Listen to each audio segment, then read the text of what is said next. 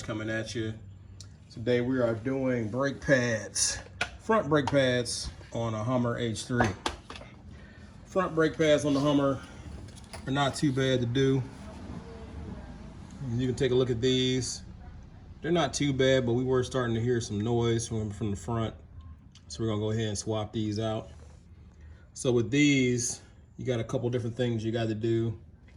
You got these little pins down here. These are what's really holding the pads on. So you got little clips here on the end. You can see that little clip there. Yeah, pull that little clip out. There's one up here at the top. Pull that little clip out. And then these pins should come right out of there. You may have to tap them out. And then you'll pull these little springs. And then we'll go from there. All right, here's those little clips that came out. Now what we gotta do is get these pins out of here. And what you can do, that's what I usually do, I just take a hammer, tap the end of that pin, and as you can see that pin moved. Grab your pair of pliers with some vice grips, and you should be able to wiggle this bad boy out of here. All right, as you can see, we got the top pin out. This bottom one gave us a little bit of trouble. But now we got this bottom one out. And fortunately, our new pads come with new pins to put in here. So now what you want to do is get you a flathead screwdriver, kind of tap it in between this pad and the rotor, and you're gonna push on where these two pistons are on both sides. All right, so you can see where I put this in and I pushed. And what that does is that pushes the piston back in. You do that on both sides for the top and the bottom piston. You just lean it, put a little pressure on it, and it'll compress that piston. And then these pads, they just wiggle out. Switch hands here.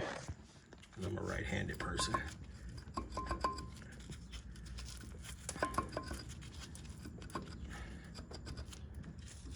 They usually just slide right out. It's giving us a little bit of trouble. But we're gonna go ahead and wiggle these out, and then we'll take a look at them. All right, you see we got our old pad out. It doesn't look too horrible, but it's kind of digging over there for some reason. So you want to take your new pads and compare. Make sure everything lines up.